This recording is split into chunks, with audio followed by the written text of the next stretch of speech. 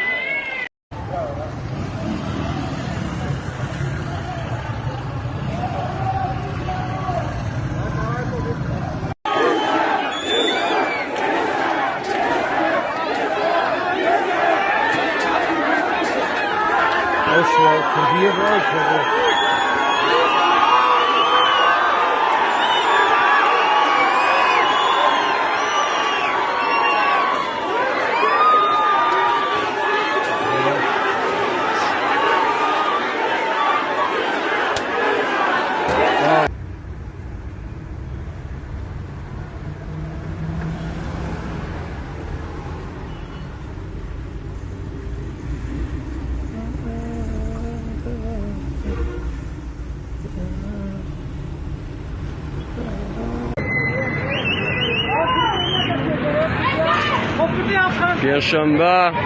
21 مێر وەکان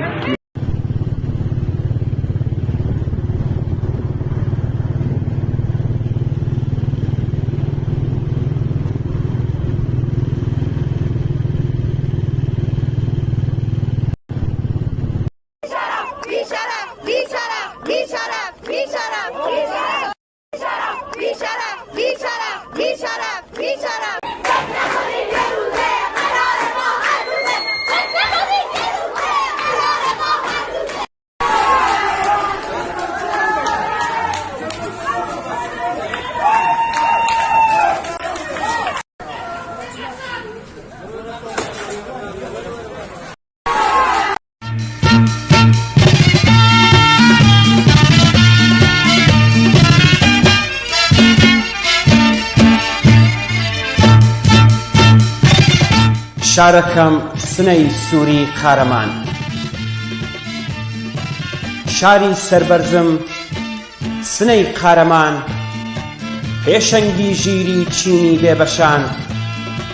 شاری کاکوات سەدیق و خوسرە و عەلی و فەرهاد شۆکێ و شوان، پیرۆز بێ لە تۆ شۆڕشی نوێ لە کوردستان و باقی شارەکان. بیستم بەرامبەر سوپا و ئەرتەش، بەسیج و پۆلیس بەکرێ گیراوان، هەروەک ساڵانی 58 و 9 سینگی بەهێزت کردووە بە قەڵغان. تاسپای ئیسلام تەفر و توناکەی بەدەستی بەهێز نەوەگەل جەوان، ئاڵا سوورەکەت هەر شەکاوە بێ دژی چەوسێنەر و ستەمکاران. تۆ ڕەمزی ورەی بەرهەمهێنەری لە ڕۆژی خەبات دژی زۆرداران، ئێمەی بەرهەمی باوەشی گەرمت ئامادەین لە بۆ شەڕ و ڕاوەستان. فەرماندە ئەتۆی ئێمە پێشمەرگەین، بە فەرمانی تۆ هاتووینە مەیدان، تا ڕاشەکێنین ئاڵای ئازادی بۆ زەحمەتکێش و بۆ کرێکاران،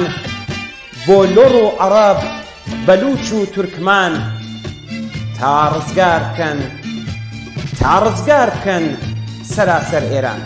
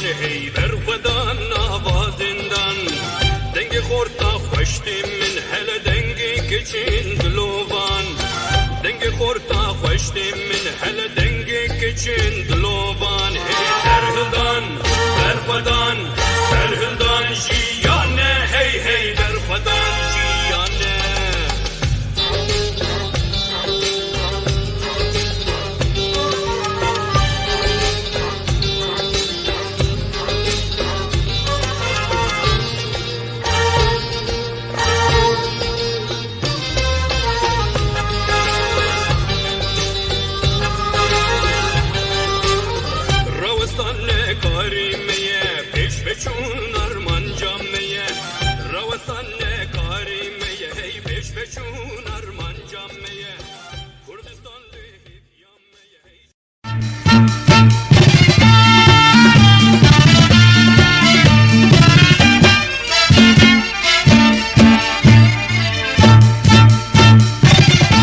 شارەکەم سنەی سووری قارەمان شاری سەربەرزم سنەی قارەمان پێشەنگی ژیری چینی بێبەشان شاری کاکوات سدیق و خسرە و عەلی و فەرهاد شۆکێ و شوان پیرۆز بێ لە تۆ شۆڕشی نوێ لە کوردستان و باقی شارەکان بیستم بەرامبەر سپا و ئەرتەش بە سیج و پۆلیس بە کرێگیراوان هەر وەک ساڵانی 58 سینگی بەهێزت کردووە بە قەڵغان ئاسپای ئیسلام تەفروت و ناکەی بەدەستی بەهێز نەوەگەل جەوان ئاڵا سوورەکەت هەر شەکاوە بێ دژی چەوسێنەر و ستەمکاران تۆ ڕەمزی ورەی بەرهەمهێنەری لە ڕۆژی خەبات دژی زۆرداران ئێمەی بەرهەمی باوەشی گەرمت ئامادەین لە بۆ شەڕ و ڕاوەستان فەرماندە ئەتۆی ئێمە پێشمەرگەین بە فەرمانی تۆ هاتووینە مەیدان تا ڕاشەکێنین ئاڵای ئازادی بۆ زەحمەتکێش و بۆ کرێکاران بۆ لۆڕ و عەرەب بەلوچ و تورکمان تا ڕزگار بکەن سەراسەر ئێران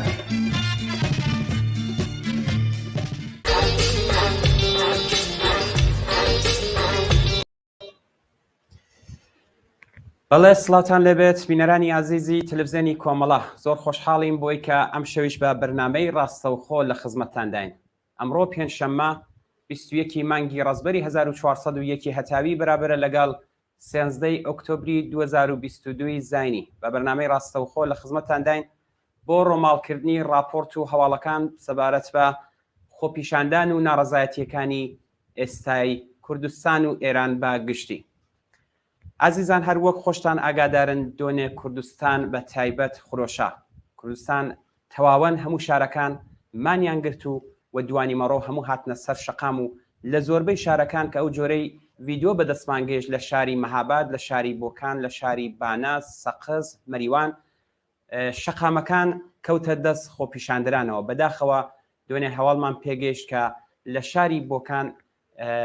بە تەقەی ڕاستەوخۆی هێزە ئەمنیەکان یەکێک لە خۆپیشاندەران بە ناوی کاوە فەقێهی گیانی لەدەستدا هەر لێرەوە سەرخۆشی خۆمان ئاراستەی بنەماڵەی فەقێهی عەزیز دەکەین و یادی بەرز و بەڕێز ڕادەگرین و ڕێگای پیرۆز بێت و دڵنیابن ئەم تاوانانە سزای هەیە و ئێمەش لەبیری ناکەین ئەمڕۆژ هەر وەک ئاگادارن هەتا ئێستاکە لە شارەکانی بانا سەقز مەهاباد بۆکان مەریوان سنا کرماشان هەر لە دوانی مەڕۆوە سەر لە ئێوارێ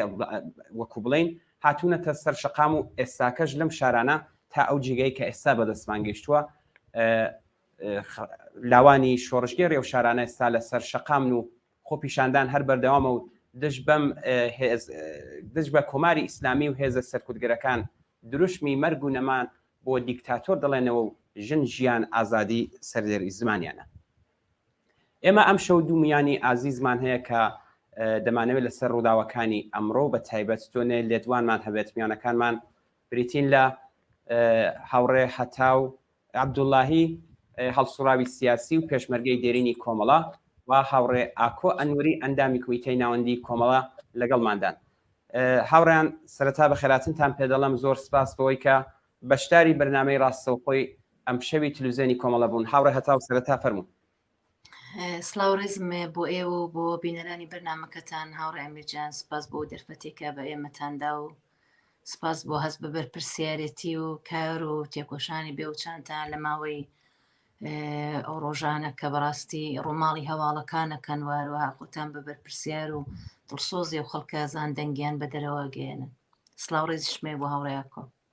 بەڵێ زۆر سپاس هاوڕێیاکۆ بەخێر بێ فەرموو. من سلااومە هاوڕێ ئەمیر کاتت باش سلااومەیە بۆ بینەرانی عزیزی تەلەڤیزیۆنی کۆمەڵە ماندوو نەبن هەروەها ڕێز و خۆشەویستی بۆ هاوڕێ هەتاوی عزیزیش سلااوانەیە. زۆر سپاس بۆ بەشداریتان هاوڕێیانی عزیز و خۆشەویست. سەرەتا دەچینە لای هاوڕێ هەتاو با لێرەوە ئەگەر پێمان باشە بە تایبەت کە هەمومان ئاگادارین کە دۆنێ لە سەرانسەری ئێران کە ئەگەر نەبین بڵین هەموو خەڵک هاتوونەتە سەر شەقام بەڵام بە تایبەت کوردستان خۆرۆشا بوو. با بینە سەر ڕووداوەکانی دوای نێو ئەمڕۆ بە کورتی با لێدوانێکمان لەسەر ڕووداوەکانی دوای نەبێ. هاوڕێ هەتاو لێدوانتان چییە ئێوە؟ بێگومان ئەوەی کە ڕۆژی ڕابردوو ڕوویدا ئەگەڕێتەوە بۆ ساڵها مێژووی خەبات و تێکۆشانی ئۆپۆزیسیۆنێک کە بە تایبەتی کۆمەڵەکە ساڵها بەبێ ڕاڕایی دژ بۆ ڕێژیمە ڕاوەستا و خەڵک بە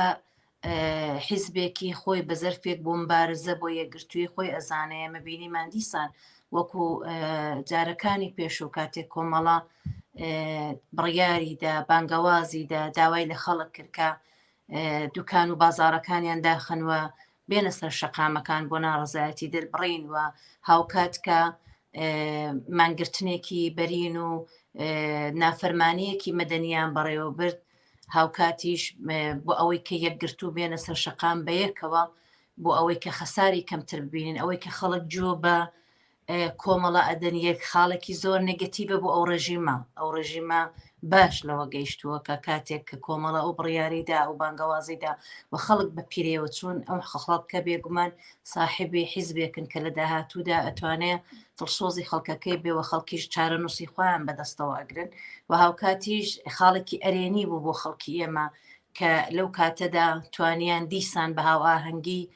بە بڕیاری حیزبێک کە بە دڵسۆزی خۆی زان ڕژانە سەر شەقامەکان و دوکان و بازاڕیان داخستووە دیسان ڕۆژێکی تر لە مێژووی پڕ لە شانازیان بۆ خۆیان تۆمار کرد هاوکات کە دیبینیمان بەداخەوە چەند کەسێکیانیان لە دەستدا بەڵام ئێمە بینیمان خەڵکێک کە بەبێ چەک بەبێ ئەسلحە تەنها بەدەستی بەتاڵتوانیان بەو هەموو هێزە پۆشتە و تەیارەی کۆماری سێدارە کە ساڵهای ساڵە وتم سیاسەتی شەلم کوێرم هیچ نابیێرم بەڕێوە ئەبا لە کوردستان هەموو هێزێکی سەرکوتی ڕۆژاندوتە ناو شەقامەکانەوە بەرامبەر بە خەڵکێک کە هیچ چەکێکیان لەبەر دەست نییە تەنها بە برد و بە ئەو شتانەی کە زۆر نۆرماڵە لە بەردەستی کەسێک بێ بەڵام ناتوانن لە بەرامبەر ئەو هێزەدا ڕابوەستنوە ئەو فەزا ترس و تۆقاندنێک کە ڕژیم و هێزە سەرکوتکەرەکانی خۆڵقاندیان نەیانتوانی کە دیسان بزوتنەوە کە خۆ پێشاندانەکان و ناڕزایەتیەکان لەبار برن و تا بە ئێستاکەژ ئێمە دەبینین کە دیسان ئەمڕۆ لە زۆربەی شارەکان شارێکی وەکو ئیلامی دێرین شارێکە کە بەڕاستی ساڵهای ساڵ لەژێر ئاسیمیلاسیۆندا بۆ ینی تەریک کەوتۆتەوە حتا لە جنبشەکانیش بەڵام دەبینین کە ئێستا لەسەر پێەیە ئەمە نایەکی ترە بە کۆماری ئیسلامی وەک خەڵکی ئێمە ئەزانن کە بە کۆماری ئیسلامیان کوت کە ئێمە حیزبی خۆمان هەیە ڕێخستن و سازمانی خۆمان هەیە و لە داهاتووشدا ئەتوانین چارەنووسی خۆمانەوە بەدەستەوە بگرین هاوکات کە خاڵێکی ئەرێنی و مثبەتە بۆ کوردستان وە کەمیشە و مێژوویەکی پڕشنگدارە پاڵەیەکی ڕەشە بە ناوچاوی کۆماری ئیسلامیەوە و زۆر نێگەتیڤە بەرامبەر بەو ڕژیمە. بەڵێ هاوڕێیاکۆ خۆتان ئاگادارن هاوڕێ هەتاو ئاماژەی بەوەدا بە تایبەت لە کوردستان دیارە خەڵک زۆر ڕێکخراون و زۆر هاودەنگ و هاودڵیشن. پرسیاری من لێرەدایە پێتان وایە ئەم ئاخێزەی ئێستای ئێران کەوتۆتە قۆناغی ڕێخستنەوە ئەگەر بڵین تایبەتمەندیەکانی کوردستان لەبەر چاو بگرین بەڵام لە بەشی سەراسەریەکەی پێتان وایە چوو بێتە قۆناغی ڕێخستن؟ بەڵێ هاوڕێ ئەمیر ڕاستیەکەی هەر لە سەرەتاوە کوردستان بووە ڕەمز بووە هێمە بۆ ئاسی سەراسەری بەرعەکسی ئاخێزەکانی پێشوو بەرعەکسی هەموو ئەو جوڵە و ناڕزایەتیانەی کە لە ڕابردووە لە دژی نظامی کۆماری ئیسلامی بووە لە کوردستان چوارچێوەیەکی جۆغرافیایی مشخص کە تایە ڕێخستن ئاسان متشکلبوون و لە دەوری یەک کۆبوونەوە بۆ کاری هاوبەش ئاسانە ئەمیش مێژوویەکەیە مێژووەکە هەمووی ئەگەڕێتەوە بۆی کە ئەم جوغرافیا حیزبیە، ئەم جوغرافیا مێژوویەکی لە خەبات هەیە و تایە کاری هاوبەش و کاری متشکل و ڕێکخراو بوون ئاسانە. هەر لە سەرەتاوە هەم چۆن مەحسا دفاع لە مەحسا، دفاع لە ژن، دفاع لە ئازادی و یەکسانی بووە هێمە مەسلەی ڕێخستن و لە دەوری کۆبوونەوە و کاری هاوبەشیش بووە هێمە هەرەوە بوو کە لە بانگەوازەکەی کۆمەڵە و باقی لایەنە سیاسیەکان کە بۆ مانگرتن دای بە سورعەت پشتیوانی سەراسەری بەخۆ جەلب کرد، بە سورعەت لە ئاسێکی برینی جەماوەری لە هەموو ئێران سەرنجی بەخۆی ڕاکێشە. ئێستاش لە کوردستان خەریکن بنکە دروزەکان، بنکەی سازماندە دروزەکان خۆیان ڕێگەخەن لە کۆڵانەکان ئەتەنانەت بازەوەکەن کە دەرمانگای سربەخۆ جیاواز لە بیمارستانەکان، چون لە ماوەیە لە زۆر بریندار لە بیمارستانەکان جگە لەوەی کە لە هەندێک شوێن جێگەیان نەبووە لە ناو بیمارستانەکانە هێزە ئەمنیەکان تەپیانداوە بەسەریا و بڕێکی زۆر لە بریندارەکانیان گرت و دەست بەسەریان کردون. هەر بۆیە خەریکن شوێنی دەرمانگا و تەداویکردنی بریندارەکان بە شێوەی سربەخۆ لە ماڵەکان دروستەکەن. ئەمانە هەمووی نیشان لەوەیە کە ئەم بەشە خاوەنی ئەزمونە پێشتر تەجروبەی کردووە لە ئینقلابی 57 لە دروستکردنی بنکەکان و شوڕاکان لە ناو شاری سنە و لە شارەکانی تری کوردستان تەجروبەی کردووە. هێشتا ئەوانەی کە ئەو تەجروبەیان هەیە زیندون دەرسەدەن ئەزمونەدەن بە گەنجەکانی ئێستا. ئێستاش ئەڵێن ئەوە خەریکە لە ئاسی سەراسەریە دروستە بێت ئەبێت بە ئەزمون ئەم بەشەژە بێت بە هێما بۆ ئاسی سەراسەری. نازانم تا چەندێک چوەتە پێش ڕاستیەکەی هەواڵەکان، چون لە کوردستان بە حکمی هەبوونی ئەو جێگە و پێگە کۆمەڵایەتیە کە لایەنە سیاسیەکان هەیەی بە هەموو ئەو کێشانەی کە لە ئێرتبات و لە پەیوەندی ئینترنێتە هەیە، بەڵام هەواڵەکان زووتر ئەگات لە ئاسی سەراسەریە گوایە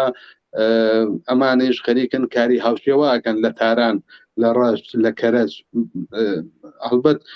ڕێخستن بەو مەعنا جەماوەریی کە ئێمە باسیەکەین کە لە کوردستانە هەیە فێنە لە ئاسی سەراسەریە زۆری ماوە، زیاتر خۆ جۆشە، زیاتر لە ناو خۆیە. لە کوردستان لایەنە سیاسیەکان ئەتوانن یارمەتی دەربن، ڕێنوێن بن بۆ ئەو کارانە، ئەتوانن بڵێن کەس چ بکەن چی نەکەن و خەڵکی ژوان لێگرن. بەڵام لە ئاسی سەراسەریە لایەنێکی سیاسی کە بتوانێت ڕەهنموود با ڕێنوێنی بکە خەڵک لە ئاسی سەراسەریە زۆر بەداخەوە نییە. ئەوەی کە هەیە لە دنیای مەجازیە لە ئێرتباتاتێکە کە لە ناو خۆیانە لە تۆڕە کۆمەڵایەتیەکان هەیەە وەڕەهنموود هەیە کە بەعزن تاک و کۆکۆ لە دنیای مەجازی بڵاویەکەنەوە خەڵک دەرسی لێ وەرەگرن. بەو شێوە بەو مەعنا ڕێخستنە کە بتوانێت جەماوەرێک لە دەوری خۆی کۆ بکاتەوە کاری هاوبەشی بە معنای جەماوەری لە ئاسی سەراسەریە بکات زۆر بەداخەوە هێشتا دروست نەبووە. بەڵێ هاوڕێ هەتاو ئەم ئاخێزە چەخماخەی ئەم ئاخێزە بە مەرگی مەحسای جوانە مەرگەوە لێدرا. خۆتان ئاگادارن کە پێشەنگی ئەم ئاخێزە خودی ژنان بوون و کۆماری ئیسلامی ترس و خۆف کەوتۆتە گیانی. ئێوە خۆتان ئاگادارن لە ڤیدیۆکاندا دەیبینن تەنانەت ڕەحم بە منداڵانی کچانی مەدرسەی ابتدایی ناکا کە دوێنێ لە یەک دوو دانە ڤیدیۆدا دیتمان گاز لێشکاوەری خستبوونەوە مەدرسەکان لە میراوای بۆکان تەقەی ڕاستەوخۆی لە دانش ئاموزانی کچ ڕاهنەمایی کردووە. پرسیاری من لێرەدایە تایبەتمەندیەکانی ئەم ئاخێزەی ئێستا و ڕۆڵی ژنان تا ئێستا چۆن بووە و چ کاریگەریەکی بووە؟ بێگومان هاوڕێ ئەمیر حەزەکەم لە ئەڤڵێ سەر ئاماژە بۆ بکەم کە کۆماری ئیسلامی ساڵهایە لە سەرەتای خۆ سەپاندنەوە بەسەر خەڵکی ئێران و کوردستان و هەموو ناوچەکان ماهیەتی دژەژنی خۆی ڕواڵەتی دژەژنی خۆی دەرخز. تۆ ناتوانانی لە ڕژیمێک چاوەڕوانی ئەوت بێ کە لە ناو یاسای بنەڕەتیەکەیدا کچێکی 9 ساڵان جستەی ئامادەی سێکسە بینێ لە بەرامبەر قوتابیەکی کە ناڕزایەتی دەردەبڕێڕانەوەستی و بە سەرکوت جوابی نەداتەوە. بەڵام ئەوەی کە لە ئێستادا دەیبینی هەر لە سەرەتای خۆسەپاندنی ئەو ڕژیمە ژنان هەمیشە لە سەنگەری خەباتدا بوون ڕێخستنیان کردەوە تا بە ئێستاکەش ئەوەی کە تا ئێستا لەو هەموو زەبر و زەنگ و سەرکوتێمە دەبینین کە کچان و ژنانی ئێمە لەناو سیستمێکی هەڵاوەردن ئامێز کە دژ بە ژنە پەروەردابن قوتابیانی ئێمە لە سیستمێکی ئیدئۆلۆژیک و چەقبەست و تەژی لە سەرکوت و جیاکاری ڕەگەزیەوە خەریکن پەروەردە دەبن بەڵام ئەم هێزە وەکو بڕکانێک لە بەرامبەریدا تەقیوێتەوە ئەگە ئەبینین کە ژنان لە ئێستادا خاوەنی ئەو وەکو ڕێنسانسێک وایە تۆ لەناو سیستمێکی ئاواداش کچێک دەتوانێت دەنگ هەڵبڕێ ساختار شکەم بێ تا بۆ شکەم بێ ئەمە بەهۆی ئەوەیە کە ساڵهای ساڵە ژنان نانوتۆ بۆ ڕژیمەوە هەمیشە لە سەنگەری خەباتدا بوون بەڵام ئەوەی کە ئێستا شێوازی خەباتەکە دەگۆڕدرێ ئەوەیە کە سەرڕای ئەو هەموو جیاکاری ئەو هەموو ئەوەی کە کوردستان بە تایبەتی لە بواری ئابوووریەوە هەمیشە تەریک کەوتۆتەوە بەهۆی ئەو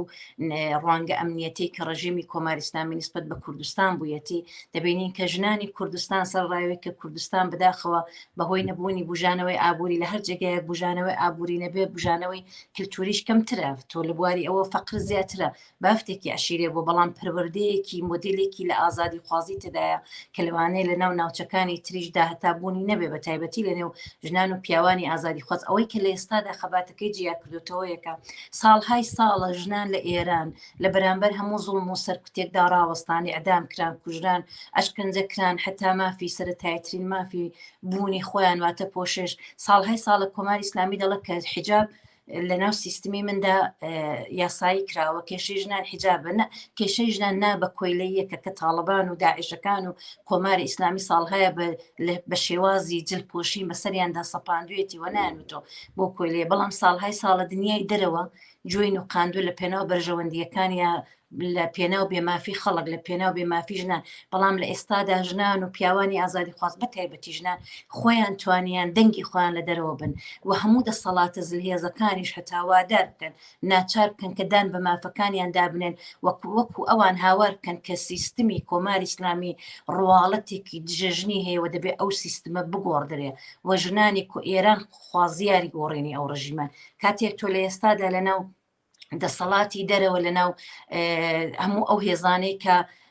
ئەکتیڤن لەناو ئەکتیویستەکانی دەرەوەش ئەم دەنگە ئەبینی ئەوەیە کە شێوازی خەباتی ژنان گۆڕدراوە ژنان لە ئێستادا خوازیاری نەمانی سیستمێکن کە هەموو بێمافی و هەموو ئازارەکانیانی لە چاوی ئەوە ئەبینن و ئەمەیە کە خەباتەکەی گۆڕیوە لە چاو خەباتەکانی پێش و لە چاو شۆڕشەکانی پێش و ئێمە جۆرێک لە مۆدلی ڕێخستنی یەک زۆر پتە و ئەبینی لە ناوژناندا هەر ڕۆژی ڕابردوو لە ناو شاری مەهاباد من بە دەیان هاوڕێم هەیە کە لە ناو ماڵەکانی خۆیان بیمارستانی سەیاریان دروست کردووە بۆ ئەوانەی کە بریندار بوون و لە ناوخۆ پێشاندانەکانە ئاسیبیان دیوە ئەمە جۆرێکە لە خۆڕێخستن تۆ کاتێکدایە شەریفە ئەبینی لە ماڵەکەی خۆی ڕائەچێتە سەر گۆڕی مەحسا ئەمینی ئەمە پەیامی زۆری پێەیە ئەمە باز لە دەردێکی هاوبەش دەکات کە دایکانی ئەو وڵاتە بەبێ تاوان ڕۆڵەکانیان لێزەوت کراوە ئەمە بەمە ئەڵێکە مەحسا و مەحساکان قوربانی سیستمێکی دژە مرۆڤن کە بەڕوانگەیەکی ئەمنیەتی نسبەت بە ژنان دەڕوانێەوە ئەمە جۆرێکە لە ڕێخستنێکی بەرین بەهێز کە بێگومان تا کۆتایی ئەو ڕژیمە هەر بەردەوام ئەبێوە لە ئێستادا وتم ئەوەی کە گۆڕانی بەسەرداتەوە شێوازی خەباتەکە گۆڕدراوەی کە ژنان توانیوانە بەو ڕێخستن و بەو ئەکتیڤ و بەو خۆپێشاندانان و بەو ڕێبەریان لە ناو خۆپێشاندانەکان دەنگی خۆیان بەگوێی دنیای دەرەوەدا بگێنن و دنیای دەرەوەدان بەو تاوانانەی کۆماری ئیسلامی دابنێەوە ئەمە دەستکەوتێکی زۆر گرنگە لە ئێستادا کە ڕواڵەتی زەوی کۆماری ئیسلامیان بە هەموو شێوازە سەرکوت و زەبر و زەنگ و تونند و تیژی و تاوانەکانی بە دنیای دەرەوە ناساندووە ئێمە لەناو هەتا لە ئێستادا لە ئەوروپا لەناو کۆبوونەوە بچووکەکانیشدا دەبینین کە کەسانێک کە حتا پێگیری سیاسەتی ژنین باز لە ئازارەکانی ژنانەکەن و ئەمە بەڕاستی دەستکەوتێکی گەورەیە مێژوویەکی پڕشنگدارە بۆ ژنانی وڵات و مێژوویەکی تەژی لە تاوانەوە پەڵەیەکی ڕەشە دیسان بەناو چاوی کۆماری ئیسلامیەوە کە ئەوەندەی تر لە دنیای دەرەوە تەریکی کردوێتەوە. بەڵێ هاوڕێ ئاکۆ پرسیارێکم هەیە خۆتان ئاگادارن بە تایبەت بەگشتی بڵین ئێرانیەکان هەمیشە بە دوواداچوون دەکەن بۆ پێشهاتەکانی کە لە کوردستان دەکرێت بەڵام کوردستان ئێستاش ئەم یەکڕێزی و یەکگرتووی خۆی لەگەڵ بەشی سەراسەریەکەی جا نەکردوێتەوە و بەردەوام و خۆڕاگرتر و یەکگرتووتر هاتۆتە مەیدان و خۆی بە جیاخواز دانانێ بەڵام ئەم حکوومەتە سەرکوتی زیاتری کوردستانی کردوتە ئامانج بۆچی سەرکوت لە کوردستان ئاوا زۆرە هەم لە کوردستان بە تایبەت و هەم لە زاهیدانیش بەڵێ کاک ئەمیر تا ئەو جێگەی کە بە کۆماری ئیسلامی ئەگەڕێتەوە کۆماری ئیسلامی هەمیشە بۆ دەربازبوون لە قەیران پێویستی بە دروستکردنی سێناریۆیە پێویستی بە شەڕە پێویستی بە ئاژاوەنانەوە لە یەکێک لەو شوێنانەی کە بەهانەی باشی بەدەستەوەی بۆ دروستکردنی ئاژاوە یەکێک لەوان زاهیدانە بازجارێک خوزستانە ئەهوازە بازجارێکی کوردستانە بەڵام لە کوردستان تایبەتمەندی خۆی هەیە ئەوەی کە کۆماری ئیسلامی لەم ڕۆژانە ئاگادارن خەریکی دروستکردنی سنووریە گەلی جۆرا و جۆرە لە دژی کۆماری ئیسلامی لە دژی خەڵکی کوردستان لە دژی بزوتنەوە ڕەواکەی لە دژی هێزە سیاسیەکانی لە بۆمبارانی مەقەڕات و بنکە و بارەگای حیزبەکانی لە خارج لە وڵاتەکەی خۆشیەوە بگرە هەتا هێنان و ئاعترافکردنی چوار گەنج کە سەر بەلایەنێکی سیاسی تایبەت بوون و بۆ چالاکی چوونەتەوە ناوگرتویان و خەریکن بەردەوام سناریۆیان لە دروستەکەن و ئەیانەوێ بە شێوەیەک بەو بەهانەوە هەموو ئەو زۆڵانەوە هەموو ئەو بزوتنەوە حەقوازانە گرێ بدەن بە وڵاتانی دەرەوە و بە سازمانهای جاسووسی و بەوانەوە بۆیە کۆماری ئیسلامی پێویستی بەمەیە لە کاتێکی ئاوا کە جەماوەرێکی بەرین تا ئێستاش لە مێژووی دەسەڵاتدارێتی کۆماری ئیسلامیە بە هەموو ئەو اعتراضات و ناڕزایەتیانە کە بووە بێسابقە بووە بزوتنەوەیەکی ئاوا کە خەڵک ئێستا ئەڵێن ناوی لێ منێن ناڕزایەتی ناوی لێ منن اعتراض چووەتە حاڵەتی قیام چووەتە حاڵەتی شۆڕش بە شدت جەماوەری بووەتەوە شار لە شارە گەورەکان و گەڕەکە فەقیرنشینەکانی ئەو شارانەوە بگرە هەتا شارە کەنارەکانی وەکو کیش لە شمالەوە لە کیش لە جنوب و شارەکانی شمالی و لە بەلوچستانەوە هەتا کونێ غەربی کشوەرێکی گرتووەتەوە بۆیە کۆماری ئیسلامی نیگەرانەوە پێویستی بەم سەناریوانەیە بۆ سەرکوب لە کوردستان زیاترە سەرکوب بە حکمی مێژوویەک کە لە خەبات لە کوردستانە هەیە کوردستان جوغرافیایەکی حیزبیە لەم جوغرافیا حیزبیە خەڵک لە جواب بە پرسیارەکەی پێشووتەوە باسم کرد خەڵک زوو خۆیان ڕێگەخەن سەریع متەشەکلە بن لە دەوری یەکەوە بنەوە و مێژوویەکیان لە ستەم و بێعەداڵەتی تەجروبە کردووە لەژێر ئەم دەسەڵاتی کۆماری ئیسلامیەوە بە مێژووی ئەو ستەمە خەبات بووە مقاومت بووە بەرخودان بووە خوێنیشی بۆ ڕژاوە لە کوردستان گوێ لە کۆمۆنیستەکانە گرن لە کوردستان بیری بەرابەری خوازی بینی ژن و پیاو جێکەوتووە بۆتە فەرهەنگ هەر بەبوونی جەرایاناتی سیاسی وەکو کۆمەڵە لە کوردستان دفاع لە ژینگە خوێنی بۆ ڕێژرێ وەکو هاوشێوەی شەریف باجۆر و دەیاندانا کەسی وەکو شەریف باجۆر لە مەریوان و لە باقی شوێنەکانی تر ئەنجومەنی بۆ دروستەکرێەوە ئەم ئەنجومەنە خۆنەویستانە ڕۆژانە خەریکن کاری بۆکەن لە کوردستان لەسەر مافی مناڵ و لەسەر مناڵانی سەرجادە ڕێپێوانەکەن خۆپیشاندانەکەن جوغرافیایەکە کە بە قەولی زۆریەک لە ڕفیقەکان ناتوانێت بەستەم خوو بگرێ یاخیە ناتوانێت عادەت کات بە ژێر دەستی بۆیە کە هەمیشە معتەرزە هەمیشە کانگای شۆڕشە هەمیشە جۆرێک لە بەرخودان نەکتەنیا لە ڕۆژهەڵا لە باقی پارچەکانی تریشی تایە وجودی هەیە بۆیە کە کۆماری ئیسلامی هەمیشە لەم جوغرافیا نگەرانە قەت خۆی نەتوانیەوە بە وەک ساحەم ماڵ بە حساب بێنێ لە کوردستان نە ئەو نە هیچ داگیرکەرێکی تر لە کوردستانە بۆچوونی پێشکەوت و خوازی و عەداڵەت خوازی ڕیشەی داکوتاوە لەو کۆمەڵگایە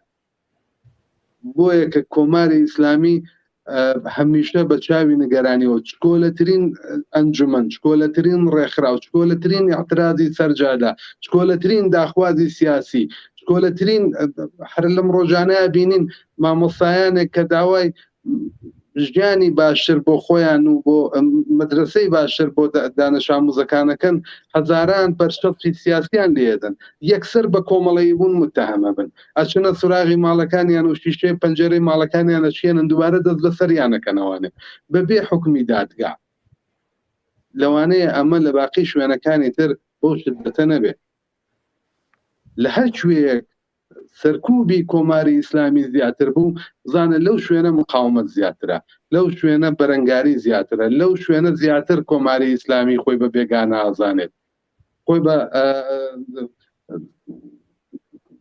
خۆی بە ساحەب ماڵ نازانێت ژێر پێی گەرمە لەوێ ناتوانێت لە دوای 43 ساڵ بەم هەمووە پوڵە خەرجی کردوە بەم هەمووە مزدورەکە لە خزمەت خۆیان دایناوە بەم هەمووە کاری فەرهەنگی و بە قەولی هاوڕێتا و ئاسیمیلاسیۆنە کە لە کوردستان کردوێتی هێشتا نەیتوانیوە بە ئەندازەی 1/1000 ئەو هەزینانەشی کە بۆی کردووە هەنگایە بچێتە پێش بۆیە کە معلومە دەکاتی ئاوا تەنیا ئەبزارێک بەدەستە و دەسەڵاتەوە ئامێنێ سەرکوبی زیاترە خوێنی زیاتر ڕشتنە دروستکردنی فەزایەک لە ترس و ڕعب و وەحشەتە لەو جوغرافیایە بۆیە کە لەم ئاخێزەی ئاخریشە لەم قیامەی ئاخریشە لە کوردستان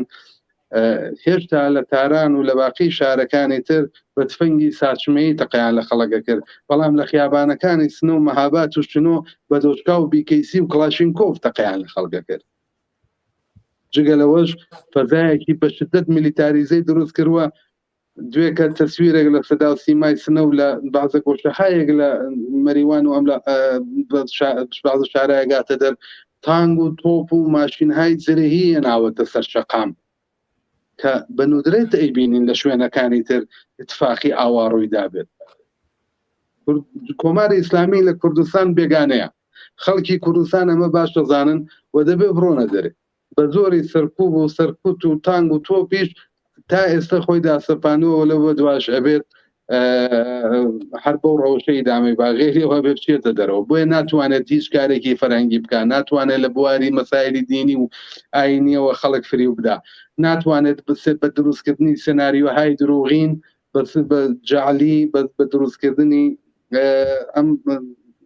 ویدیۆ ئەو دۆکۆمنتارانە کە لە ماخرانەوە لەسەر جوڵانەوەی خەڵکی کوردستان دروستیەکات ئەم جوڵانەوە بەلاڕێیا بەرێت ناومێدە لەوە بۆیە احتیاجی بۆیە خوێن بڕێژێ احتیاجی بۆیە قەتڵوعام کات و تا ئێستاش کردوێتی بەڵام لە مقابلەوەیە هێز و وەرێ پۆڵایەنی خەڵکیش هێشتا بە چۆک نهاتووە هەر ئێستاش لە شارەکانی مەهابات و بانە و سنە بەرخودان و مقاومەت بەردەوامە و خەڵک خەریکن خۆیان ڕێیەخەن بۆ کاری جەماوەری تر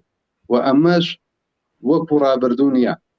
ئەو سناریوانەی کە وتم لە کوردستانە خەڵک تازە باوەڕی پێ ناکات و نەشی کردووە لە ڕابردوشە ناتوانێت لە ئاسی سەراسەریشا خەڵکی پێفری بدا ناتوانێت ئیتر گەنجی تەنانەت لە ئاسی سیاست مەدارەکانیشە ئێمە زۆرەی بینین تەحسینی یەکەنەوە مقاومەتە لە کاناڵەکان لە جۆراجۆرەکانی ئاستی خارج لە ئێران کاناڵە فارسیەکان ئەوانەی کە تەنانەت وەرزشکارەکانی ناوخۆ نەرمەندان ئەو مقاومەتە کە لە کوردستانە وجودی هەیە ئەو شعارە کە لە کوردستانە ڕیشەی کوتا شعاری ژیان ئازادی جەماوەری بووەتەوە تازە کۆماری ئیسلامیش ناتوانێت ئەم جوڵانەوەیە بە فریوکاری و دەغەڵبازی بەلاڕێدا بەرێت جارێک بیکا بە سەر بە وڵاتانی غەربی و دەم و دەستگای جاسووسی ئەو وڵاتانە جارێک بەناوی ئەوەی کە ئەمانە مەجموعەیەک سەربڕن یا بەناوی ئەوەی کە ئەمانە تەجزیە تەڵەبن و ئەیانەوەی ئێران لە یەک بپاشێنن خۆڵ کاتە چاوی خەڵک لە ئاسی سەراسەریشە ئەم فریوکاریانەی کۆماری ئیسلامی چیتر بۆی ناچێتە پێش بۆیە کە هەم لە ئاسی سەراسەریە بە دەرەجاتێک و بە تایبەتی لە ئاسی کوردستانە سەرکوب و خەفەخان و کوشتن و کوشتار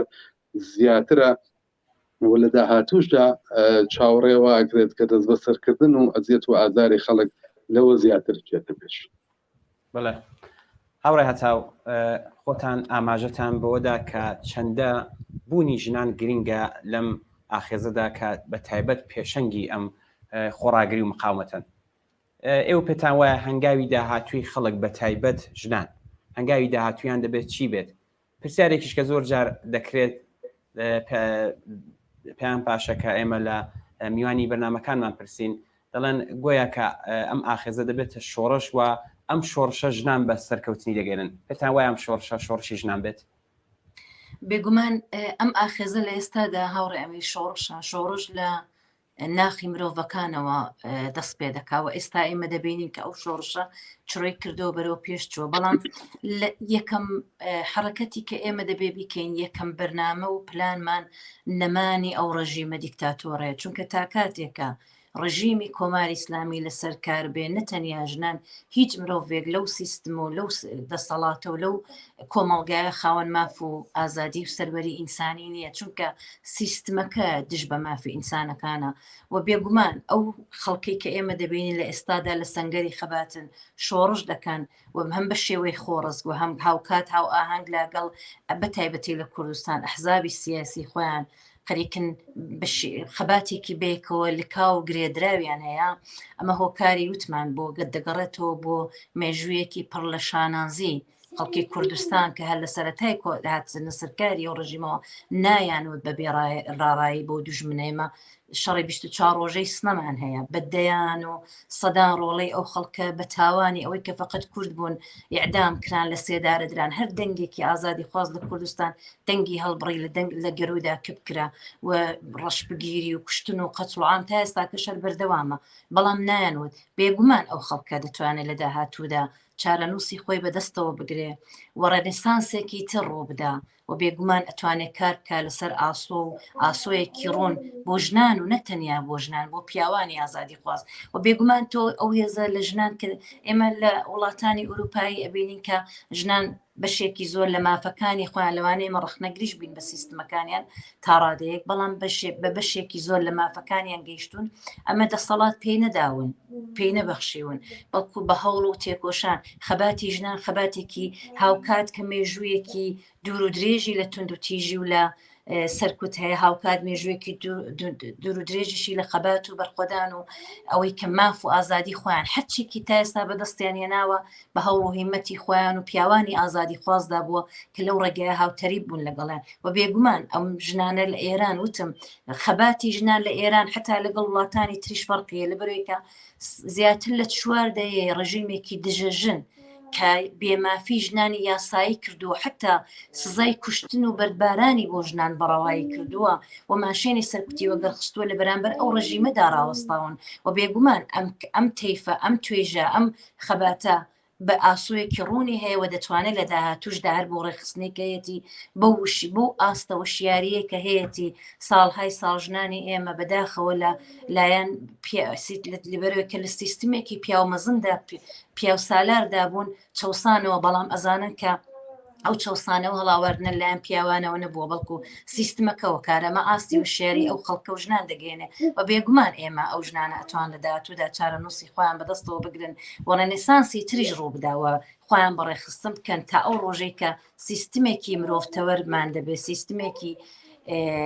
مرۆڤیمان دەبێت کە ژنان و پیاوان تێدا سەربەز بن و مافی خۆیان بێ و ئەمانە هەمووی بەندە بەنەمانی ئەو ڕژیمە یەکەم کارێک کە ئێمە هەمانە یەکەم ئەرکێک کە ئێمامانە ئەبێ ئەو ڕژیمە لە ناوبەرین بە تایبەتی هاوڕێ ئەمین ئەوانەی کە لە دەرەوەی وڵاتن ئێمە دەبێ هەموو هەوڵەکانمان بخەینە گەڕ ئەوەی کە ئێستا پێمان دەکرێت هێلانەی جاسووسی و تێرۆریست پەروەری کۆماری ئیسلامی لە هەموو وڵاتان ئەبێ گوشارێکی یەکجار زۆر بێن لە ئێستادا کەدان بە ماف و ئازادی خەڵک دادەنێن و دەزانن ئەو ڕژیمە دژە مرۆڤە ئەبێ ئەو هێلالانە ئەو تێرۆریستانە لە وڵاتانە دوور بخێنەوە و بێگومان دەبێ هەوڵی باشی بۆ بدەین خەباتەکەمان بەیەکەوە گرێ بدەین و بێگومان بکە ئەو هێزە شۆڕژگێرە لە داهاتووشدا ئەتوانێت چارەنووسێکی باش بۆ خۆی ڕەچاو بکە و ئاسۆیەکی ڕۆنی هەیە. بەڵێ هاوڕاکۆ ئاگادارن کە ئەم ئاخێزەی کە ئێستا لە ئێران لە ئارادایە لە بەگشتی دەهەی هەشتا نەوەی نوێ هاتوونەتە مەیدان ئێوە ئەگە بتانەوێت هەڵسەنگاندنێکتان بێت بوونی ئەمانە گرنگی ئەم لاوانە ئەم نەسلی نوێیە و کاریگەریەکانی چی بووە و داهاتووی ئەم ئاخێزە بەم نەسلی نوێیە بەرەو کوێ دەڕوات؟ کاگەمیر کۆماری ئیسلامی هەر لەو سەرەتاوە کە هاتە سەرکار جگە لە هەموو ئەو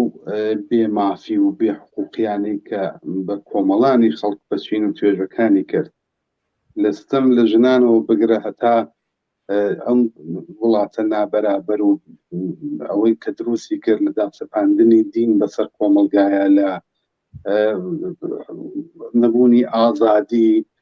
لە هەموو ئەو نەهامەتیانەی کە لە ژێر سێبەری دەسەڵاتی کۆماری ئیسلامی لە ماوەی ئەو زیاتر لە 4 حکومڕانی بەسەر ئێران و کوردستانە بەڕێوەی بردووە یەکێک لەو شتانەی کە پێی وابوو ئەم دەسەڵاتی پێ ئەمێنێتەوە پایەکانی پێ محکەمەکات و ئەتوانێت لە ژێر سێبەری ئەمەیە و هەتایە درێژە بە دەسەڵاتی خۆی بدات سنەتی هێشتنەوەی کۆمەلگا بوو دواکەوت و هێشتنەوە و ڕاگررتنی کۆمەلگای ئێران بوو ئەمەی ژێر ناوی ئاین فەرهەنگی ئێرانی فەرهەنگی عەشایر فەرهەنگێکی سنەتی و خانەوادە و تەواوی ئامانەی کە لە مێدیاکان لە مەدرسە لە کتێبی دەرسیەکانیان لە بەعنوا و ئەقسام هەزینەهای جۆرا و جۆر بە ئوردوبردننی مناڵەکان لە دەیی 60 و تا ئەندازەیەکیش دەی هەفتە ئەم ڕەوش و سەبکی کارە بۆی ئەچەلا بۆی ئەچووە پێش بە قەولی کوردیڵێ و ئەیتوانی ئەم ڕەوشە بەکاربێنێت چونکە ئەو کات لە سەردەمێک لە دەی 60 و تا ئەندازەیەکیش دەی هەفتە ئاستی ئێرتەباتات و پەیوەندی خەڵک لەگەڵ دنیای دەرەوە ئەوەندە نەبوو جاران دەی 60 باوەڕ یەکرد هەچی خەڵکی دانیشتوی ئوروپایە لە هەمووی ببەخشن ئاوا قساکەم بێئەخلاقن هەمووی نەخۆشی هیچ زیانەیە هیچ شتێک لەلای ئەوان معنای نییە خانەوادە معنای نییە ڕەوابتی ئیجتماعی معنای نییە تەواوی ئامانە لە مێدیاکانی کۆماری ئیسلامی و تەبلیغی بۆ کراوە ئەوەی کە بە مثبت ئەرزیابیە کرا خانەوادە و معیارهای ئیسلامی و شووناتی ئیسلامی و حجاب و ئەمە بوو بەڵام لە دەیەی هەشتاونەوەدا ئیتر ئەمەی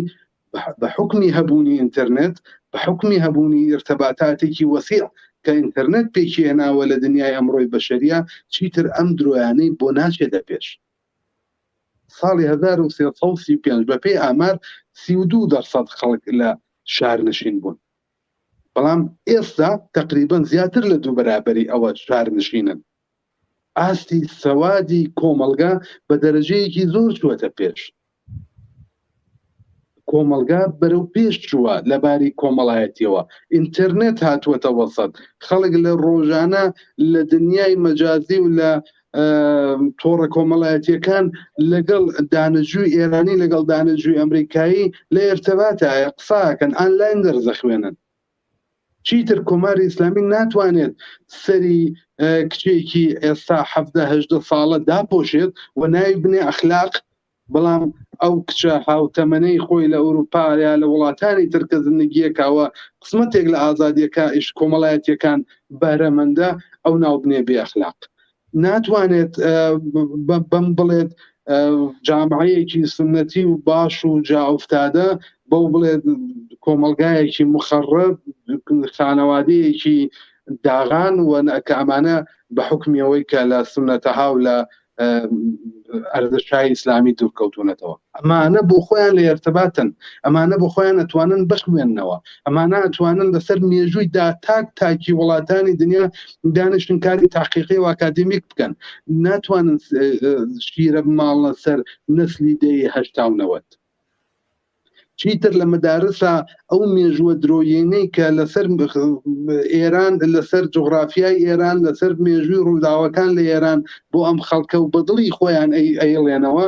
چیتر مناڵانی ئەم سەردەمە خۆیان ئەتوانن بچن لە ڕێگای ئینتەرنێتەوانێ لە ڕێگای پیاکردنی کتێبهای ترەوە واقعیەتەکان پیا بکەن ئەم سەردەمە جگە لەمەیکە ئەم دەسەڵاتی پێچیتر درۆزنە پێچیتر دەسەڵاتێکی مەشروع نییە لە لای خۆی چونکە هەموو ئازادیەکان و مافە ئینسانیەکانی لێ زەوت کردووە جگە لەوە خۆشی نەسلێکی یاغیە نەسلێکی سەرکەشە بە معنایەک تەنانەت زۆریان گوێ لە قسەی باکودایکی خۆشیان ناگرن زۆریان کە ئێستا دانیشن بۆ خۆیان هەڵسەنگاندن لەسەر دنیای ئەمڕۆکەن خۆیان بۆ چوونی خۆیانیان هەیە حەزەکەن هەیەجاناتی ناو زندگی خۆیان خاڵی بکەنەوانێ بۆیە کە کۆماری ئیسلامی و تەنانەت ئەفکاری سنەتی ناو خانەوادەکانیش ئەمانە چیتر پێیان قبول ناکرێت ناتوانن لەژێر سایەی حاکمیەتی ئەم دەسەڵاتە تەجروبەی زندگی دایک و باوکیان و باوە گەورە و دایە گەورەکانیان تکرار بکەنەوانێ یاخیە من لە مەدرسەکان و دەستیان پێکردووە لەشکەکانیان فڕێدا چیتر ئەمە بە شتێکی ڕەوا و مەشروع بە خۆیانی دانانێن بە ئەخلاقی دانانێن ڕاهێشتنی ئەم نوع لە سەبکە زندگی سنەتیە بە ئەوجی دواکەوتویتەوە حوش لە قەڵەمیەدەن چیترەوانە پێیان وایە ترەمە حەقی ئەوان نییە ئەم نوع لە زندگیکردنە و ئەبێ ئەم دنیاە بگۆڕدرێت هەر بە دەرەجاتێکە ئەوان یاخین لە کۆماری ئیسلامی هەر کاری سازماندەهی و ڕێخستن لەناو ئەوانی شا زەحمەتە ئەبێ بیان ناسیت ئەبێ لە بواری ڕەوانشناسی لە بواری ڕفتارهای ڕۆژانەیانەوە هەنجارەکانیان بناسیت بزانین علاقەمەندیهایان بناسیت بۆی کە بتوانین ڕێکیان بخەیت سازمانیان بدەیت بۆیە لایەنە سیاسیەکانیش کە ئەرکی ڕێخستن و سازماندانی ئەوانیانەیە کاریان زەحمەتە سازماندانی گەنجێکی دەهەی 1970 ئێستا شێوەی بەرخورد و قسەکردنی ئێمە لەگەڵ ئەو گەنجەی دەهەی 60 ئەرز و ئاسمانی فەرقا ئەبێت لایەنە سیاسیەکان ئۆپۆزیسیۆنی کۆماری ئیسلامی بە تایبەت لە کوردستان ئەم تەرکیبە نوێیە لە کۆمەلگا بناسن شناختی تەواویان لیان هەبێت و کلن حتا لەباری اجتماعیەوە لەباری ڕەوانشناسیەوە لەباری فەرهەنگیانەوە لەباری حەز و ویست و ئاواتەکانیانەوە و بەپێی ئەوە بچنە ناو کاری سازماندەهی و ڕێخستنیان و خۆیان ئامادەکەن تەنانەت بۆ ئەگەری گۆڕینی دەسەڵاتیش ئەم لایەنە سیاسیانە دوایەوە کە بە شێوەیەک ئەگەر بگەنە لای دەسەڵات لە ئێرانە یا حکومڕانیەک یا هەر شتێک نەحوەیەک لە ئیدارەی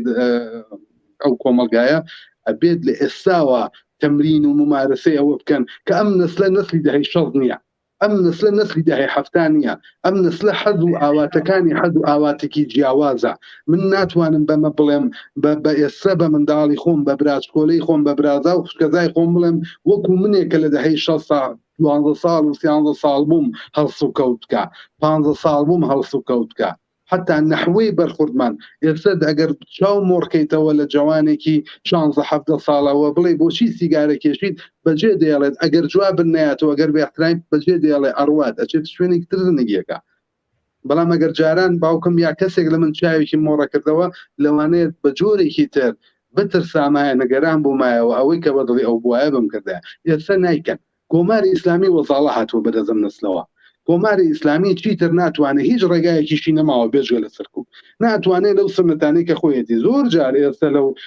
کاربەدەستانی ڕژیم حتا زەرغامی کە یەکێ خۆی لە سەردارانی معتەقد و ئیدئۆلۆژیکی کۆماری ئیسلامی و مایەکی زۆر مەسئولی سەرسیمای کۆماری ئیسلامی بوو و بەشێک لە سیاسەتی سانسۆر بەشێک لە سیاسەتی تبلیغاتی ئیدئۆلۆژیک بۆ ناو گەنجان خۆی لە ڕاست و مەسئولیەتەکەی بوو ئێستا ئەڵێ ئەمر بە معروف بە زۆر ناکرێت ینی خەریکن بە شێوەیەک پاشەکشەیەکەن بە چۆ کاتون لە مقابل ئەم نسلە نوێیەوە کە معتەرزن بە ئەم نەوع لە سیستەمە داوای ئازادیهای کۆمەڵایەتیەکەن ئەبێ هەیەجاناتیان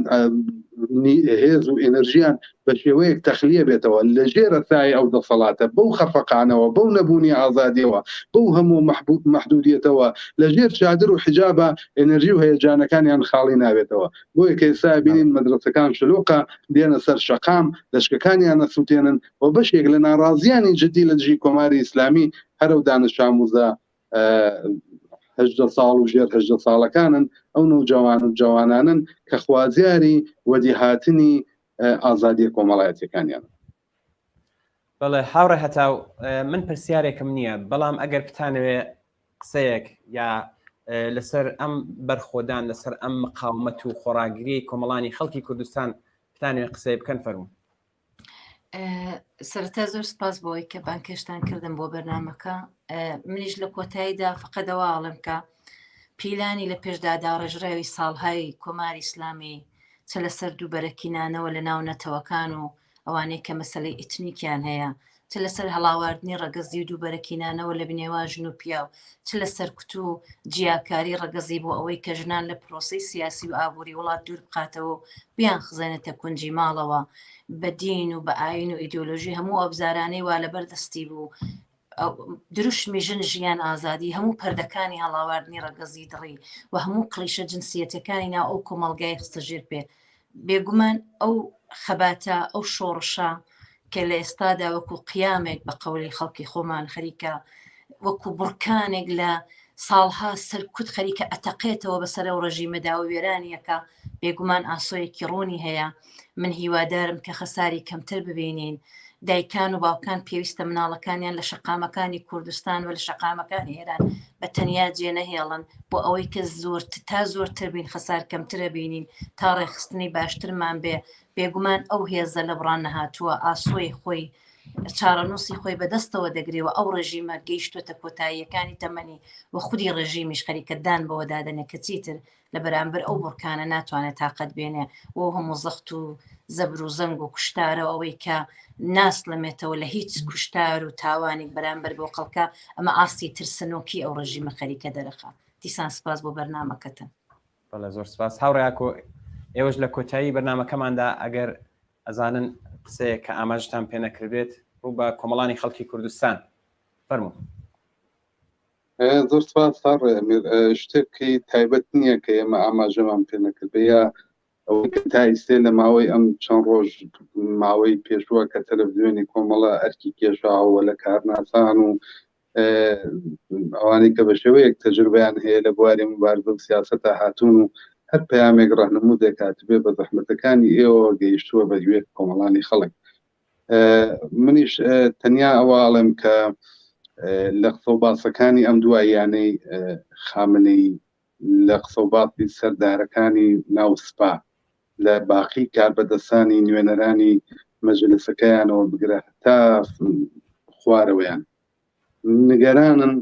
لەوەی کە چیتر ئەمە لە نەوعی 96 و 96 و 77 نییە. ئەم تووڕەبوونەی خەڵک تووڕەبوونێکی جەماوەریتر و بڕیاریان داوە کە چیتر ئەم دەسەڵاتە بە هەموو سونەتەکان و بە هەموو دام و دەستگاکەیەوە وەکو باقی دەسەڵاتەکانی تر بیان خەنە ناو زەبڵدانی مێژووەوە. نیگەرانن و ئەوەیان جدی گرتووە. ئەوەی کە ئێستا گرنگە خەڵک لەوە تێبگات وە ئەمە یەکەمەوەی کە هاوڕێ هەتاوتی خۆیان ڕێک بخەن جەماوەریتر بێنە سەر شەقام دروشمەکانیان با جەماوەریتر بێ هەموو چین و توێژەکانی ناو کۆمەلگا لە خۆ بگرێت. کێشەی ئەمڕۆی ئێران کێشەی نانیشە، کێشەی هەژاریە، کێشەی نەبوونی مەسکەنە، کێشەی نەبوونی ئازادیە بە لە پاڵ کێشە کۆمەڵایەتیەکانی تر. ئەمانە هەمووی بکەینە درۆژم. بانگهێشتی مامۆسایان و بازنشستەکان و پەرستاران و کرێکارانی بەشە جۆرا و جۆرە سەنعەتی و ناسەنعەتیەکان بکەین بە ڕێزی جەماوەری پێوەستن. ئەم بانگهێشتە لە ڕێگای دروشمەکانمانەوە بێت. هەروەکو هاوڕیان پێشوشمان لە بەشە جۆرا و جۆرەکان ئاماژیان پێداوە بێت تاکتیکەکانمان بگۆڕین. خەڵکی کوردستان لەم بوارە شارەزایە. ئەمڕۆ لە مەرکەزی شارە بیبینە گەڕەکە فەقیر نشینەکان بە شێوەیە قسەی بکەین هەموو کۆمەلگا لەم ناڕزاتیانە تێوەگرێنین و پێیان بڵین کە ژیانی ئێوە، خۆشگوزەرانی ئێوە، بەختەوەری ئێوە، داهاتووی باشی ئێوە لە گرێوی ڕووخانی نظامی گەندەڵی کۆماری ئیسلامیە و بەما بەدانی دروشمەکان بەخۆ ڕێخستن بەخۆ سازماندان لەناو خودی کۆمەڵانی خەڵک. هاوڕێمیر من لە کۆتایی یەک شت بڵم دەستپێکی هەموو ناڕزایەتیەک لە بەرامبەر دەسەڵاتی دیکتاتۆرە زعیف نیشانە درێت، بەڵام لە درێژەی درێژە پێدان بە ناڕزایەتیەکان کە تا ئێستا وای کردووە کەمە کەمە خەڵک جەماوەر پێوەستە بن، کەمە کەمە خوفێری خۆڕێخستنە بن، کەمە کەمە لە تاکتیکای تر ئیسفاداکەن بۆ بەرەنگاربوونەوەی دەسەڵات بۆیە کە کەمە کەمەش بەم میزانە قەویترە بێ، کەمە کەمەش بەم میزانە هەنگاوی بەرەو پێشترەنێ و لە ماوەی ئەم تقریبا 4 هەفتەیە ئێمە لە ناو ناڕزایەتیەکانی خەڵکی ئێران و کوردستانمانە بینیمان بۆ هیوایی کە هەمومان ڕووخانی کۆماری ئیسلامی بەچاو ببینین و دنیایەکی باش کە شیاوی خەڵکی ئێران و کوردستانە دەشای خۆمان ببین. بەڵێ زۆر سپاس بۆ دوو ئازیز و خۆشەویست هاوڕێ هەتاو عەبدوڵایی یەکێک لە پێشمەرگە دێرینەکانی کۆمەڵە و هەڵسوراوی سیاسی و هاوڕێ ئاکۆ ئەنوەری ئەندامی کمیتەی ناوەندی کۆمەڵە. سپاس بۆ بەشداریتان کە لە بەرنامەی ڕاستەوخۆی ئەم شەودا قسە و باستان کرد. زۆر سپاس بۆ هەردوولاتان. سپاس هاوڕێ. زۆر سپاس. بەڵێ بینەرانی ئازیز چەند پامێکمان بەدەست گەیشتووە، پامێک لە شاری بانەوە هاتوون سێتی سلااو لە بەڕێوەبەرانی تلویزیۆنی کۆمەڵە. ئاگادار بن کە زۆربەی کاناڵە کوردیەکان پارازیتی لەسرە بەخۆشیەوە تلویزیۆنی کۆمەڵە زۆر باش بووە تا ئەمڕۆ، وەک ڕۆژانی پێشوو پارازیتی لەسەر نەبووە. ئەوەی کە دڵێ لە سەرەتایان ئاخێزەوە تلویزیۆنی کۆمەڵە پارازیتی زۆر لەسەر نەبووە و زۆربەی خەڵک هەواڵەکانی لە ڕێگەی پەخشی مستەقیمی ئێوە بینیەوە. زۆر سپاس بۆ هەمووتان لەبانەوە تا زەرگێز دەستان بەگرمی ئاگوشین ئەربابە لە وێنی بانە. زۆر سپاس بۆ ئەم بینەرە خۆشەویستە. بینەرێکی تریش لە سنەوە پامی نابی و نووسێتی سلااو هاوڕێیان ماندوو نەبن. کاپەرویز و هاوڕێیانی دەستخۆشی لە بەڕێوەبەرانی تلویزیۆنی کۆمەڵە دەکەن. زۆر سپاس بۆ بوونتان، سپاس بۆی کە هەواڵەکان و راپۆرتەکان ئاگاداری ئێمە و بینێرانی دەکەن. زۆر سپاس بۆ کاپەرویز. پامێکی تریش هاتوو نووسێتی تکایە پامەکان و تەسویرەکان بڵاو بکەنەوە، سرودەکان حماسی بێت، زۆرتری بەرنامەکانتان خەنە ئیختیاری بینەران. مەبەست لەم پامەیەم بینەرە ئەم وێنانی کە بۆمان دێت مەبەستیەوەی کە ئێمە سرودی حماسی بخینە سەر وە زوو بڵاوی بکەینەوە. تا ئێستاش هەرووامان کردووە، دەستە خۆش بێ. زۆر سپاس، حتمما هەرواش دەکەین. بەڵێ ئاخرین پامێکیش کە هەواڵ ئاگادار بین هەتا ئێستا لە شارەکانی بانە، لە شاری مەریوان، لە شاری مەهاباد، لە بۆکان، لە سەقەز و هەروەها کرماشان ئەمانە هەتا ئێستا خۆپیشاندان بەردەوامە. ئەوانی کە ئێستا بەدەستی من گەشتووە ئەمان حتمما دەدەینە دەست هاوڕێیانی ئۆتاق فەرمان و حتمما لە درێژەی بەرنامەکانی تلویزیۆنی کۆمەڵە ئاگاداری ئەوەی دەکەین و بڵاوی دەکەینەوە. ڕوو بە کۆتایی هاتین بەرنامەی ڕاستەوخۆی ئەم شەویشمان. زۆر سپاس بۆ ئەوەی کە تا ئێستا لەگەڵمان بوون. تا شەوێکی تر هەر شاد و بەختەوەر بن و سەرکەوتوو بن.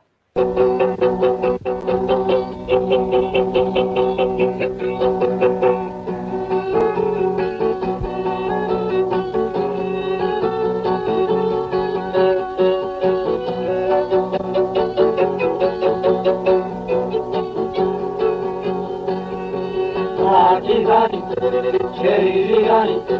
بخشنده مارو تارو جان جان جان رالای گرگری بالا رنجری میجونا شناری تاجان من ماره میرنامش کاره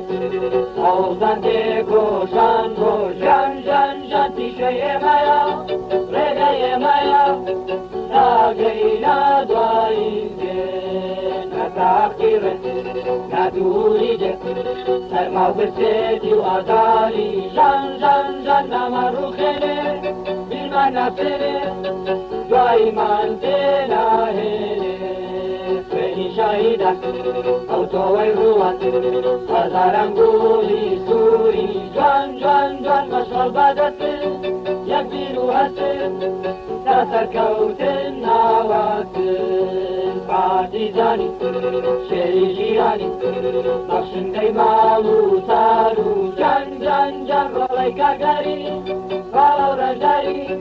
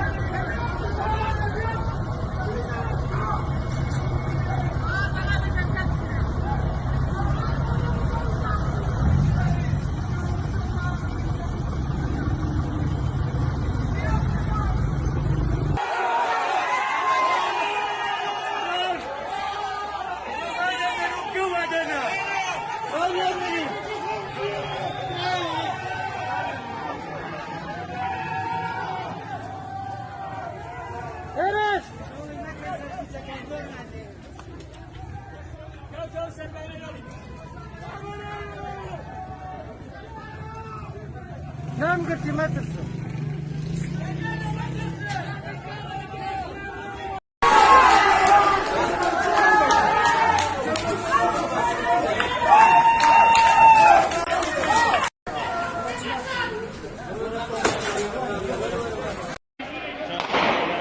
أنا خوبة شردك كاكا